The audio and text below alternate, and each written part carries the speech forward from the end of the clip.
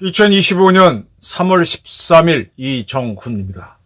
저는 대한민국 지식인들이 갖고 있는 좌익, 좌경에 대한 부채의식을 버리자라는 주장을 하고자 합니다.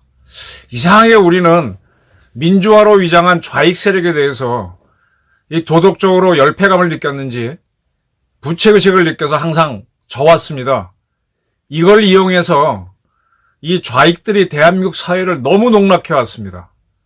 29명 행정가들을 탄핵하고 거기에 윤 대통령도 포함되죠. 그리고 이 각종 시위가 난무하는 거는 배려를 권리로 이용한 악용입니다. 지금 우리가 좌익들에 대해서, 좌파들에 대해서 조금 어렵고 또 뭐 민주화에 기여했을 것이다 이런 것 때문에 배려를 해줬는데 그들이 그걸 권리로 알고 너무 악용을 해왔습니다. 이제 이거는 차단해야 됩니다. 자주통일 충북동지회 사건이라고 있습니다. 이게 문재인 정부 때 일어난 사건인데 이들의 혐의는요, 좀 이렇게 보시면은 헉 할 정도로 좀 놀랍니다. 지금 우리가 공군의 최고의 전투기를 여기는 게 F-35A죠. F-35A가 공군 청주기지를 모기지로 합니다. 처음에는 거기에 전부 다 있었는데 지난번 북한하고 긴장이 올라갔을 때 흩겠다 그랬습니다. 지금 한 군데 다 모아놓으면 한 번 공격에 박살날 수 있으니까 흩어버린다 그랬는데 지금은 뭐 어떻게 되는지 정확하게는 모르겠습니다만 이 청주기지의 F-35A를 우리가 순차적으로 도입하고 있을 때 F-35 도입 반대 투쟁을 벌였던 게 이 충북동지입니다. 지금 우리가 핵무기도 없죠. 이런 상태에서 북한의 핵무기에 대항할 수 있는 거의 우리의 유일한 자산이 우리가 현무 미사일이 있긴 하지만 뭐 북한도 미사일이 있는데 우리가 북한이 없는 스텔스 전투기가 있어갖고 그나마 은밀하게 북한을 타격할 수 있다라는 그런 이제 약간의 위안을 하고 있는데 이 F-35A가 들어서 도입되는 거를 반대하는 집단이 바로 이겁니다. 자주통일 충북동지.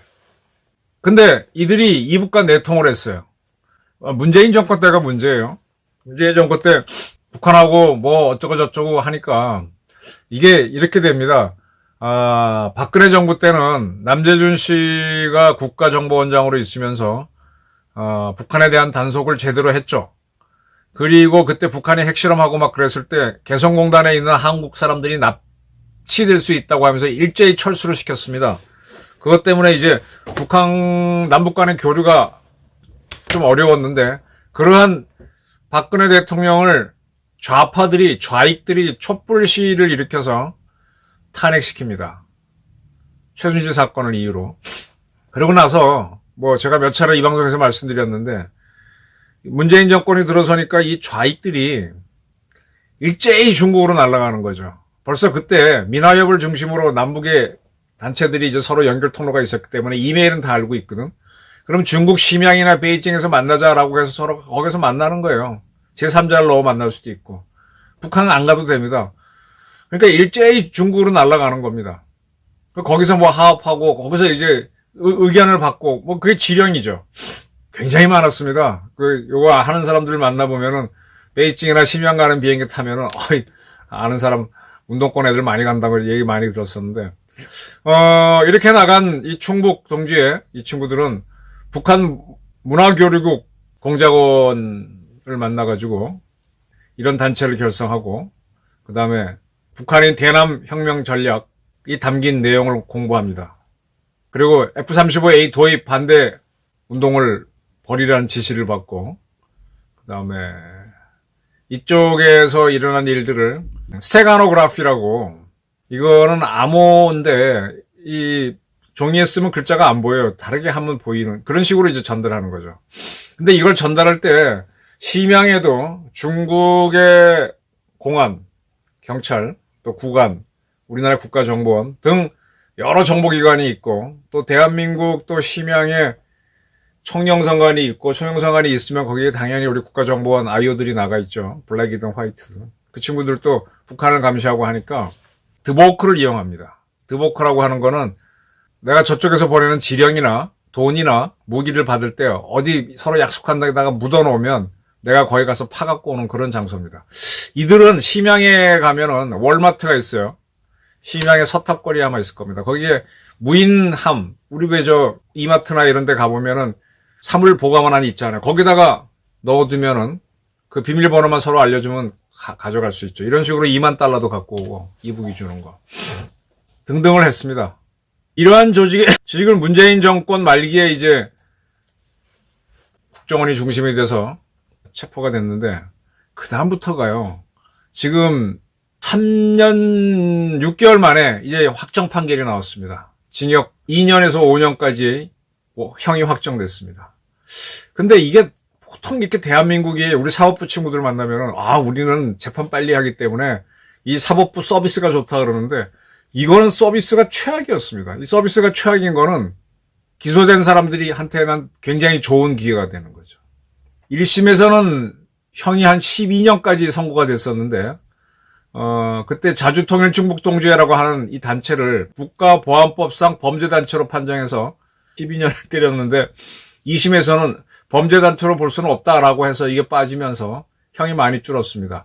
그런 유죄는 인정하는데 그걸 대법원이 다시 확정 판결한 거죠. 그런데 이들이 재판을 받는 중에 자기네 인권 이런 걸 내세우면서 기피 신청을 냅니다.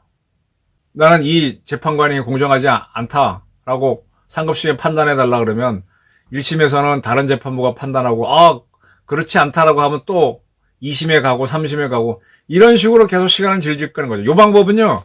쌍방울 대북 송금 사건으로 현재 유죄를 받은 이화영이도 기피 신청을 냈죠. 이재명이도 살짝 그런 거 냈고요. 이렇게 좌파들은 인권이니 뭐냐 질질 끕니다. 이렇게 끌다 보면은 사람들이 그들이 어떤 건지 관심이 없어지고 관심이 없어지면은 법원에서 형량을 낮춰도 시비 거는 사람이 없어요. 3년 6개월을 끌었습니다. 이렇게 오래 끌게 되면은 구속기간이 만료되고 하니까 되게 보석으로 나오거나 그렇게 되죠. 재판부 기피 신청만 6차례입니다. 1심에서만 주범인 손 씨는 5차례 냈고 또 다른 사람은 3차례. 계속 항고 재항고를 하는 겁니다. 그런데 지금 충북 동지에만 이렇게 질질 재판부가 끄는 게 아니라 민주노총 간접단 사건, 지금 민주노총이 북한하고 내통한 건 다 나왔죠. 근데 이 사건도 지금 질질 끌고 있어요. 그리고 창원에서 있었던 자주통일 민중전의 사건. 지금 이북에서 이제 한 2000년대까지라 그래야 되나? 하여간 지난 세기에는 북한에서 직접 간첩이 내려와서 여기에서 공산당을 만듭니다. 그게 이제 남조선 노동당이라든지 이름은 뭐지만 결국 비밀리에 공산당을 만드는 거죠. 그래서 그 공산당이 여기서 권력을 져서 이북의 공산당, 즉 조선노동당과 합당하는 식으로 해서 통일하자는 게 이북의 통일 전략이거든요. 근데 그렇게 해왔는데 이제 이북하고 우리하고 너무 문화가 다르고 경제력의 차이가 나고 또 이북 사람들이 여기 와서 공산주의를 전파하는 게 안 돼요. 왜냐하면 좀 무식합니다, 그 사람들이. 이쪽에 사는 사람들이 이 문화가 워낙 발전하고 이 IT 기기를 많이 쓰다 보니까 이북 사람들이 와서 공산주의 사상 얘기하면은 오히려 졸리고 신고 들어가고 안 됩니다. 그러니까 이제 제3국에서 이렇게 만나서 너희 스스로 만들어라 라고 해갖고 이렇게 충북동지회니 자주통일 민중전이니 그다음 민주노총 안에서의 무슨 국장 중심으로 이렇게 우리 스스로가 조직을 만드는 거죠. 그리고 이제 이북의 지령을 받는 거죠. 제주에서는 히읗 기역 히읗 이게 뭐의 약자더라 이렇게 옛날 김일성이가 중국인 주보 중인 밑에서 빨치산 할 때 트드를 했다. 티긋 디귿 타도 제국주의 동맹이라고 그걸 트드라고 약칭하는데 그것처럼 히읗 기역 히읗 이런 사건들도 문재인 정권 때 다 밝혀졌는데 재판이 질질 끌고 있어요. 북한에 돈 받은 게 확실히 질질 끕니다. 반대로요. 여러분들 혹시 사시다가 잘못돼서 검찰의 조사를 받거나 법원에 가보십시오. 찍소리 못하고 당합니다. 그냥 여러분들은 피고인이 되는 순간에 저 검사가 뭐 어느 대학 나왔고 어느 고등학교 나왔는지 그거 알기 위해서 기를 쓰고 그거 쉽게 알아내지도 못하시죠. 그 다음에 같은 학교 나온 변호사가 누가 있냐 그거 찾아갖고 그 변호사가 저 판검사가 통해서 좀 어떻게 잘해주지 않을까 그거 하느라고 절절매죠. 판검사 위세에 꼼짝 못합니다. 근데 이 좌익들은요 뭐 기피 신청 내고 뭐 난리를 치는데 법관이나 검사들이 쩔쩔매요. 이게 뭐냐면은 5.18 광주를 그게 뭐 민주화 운동이라고 칩시다. 근데 그걸 좌익들이 붙잡고 자기들이 한 공로로 돌렸어. 좌익들이 한 게 뭐가 있어?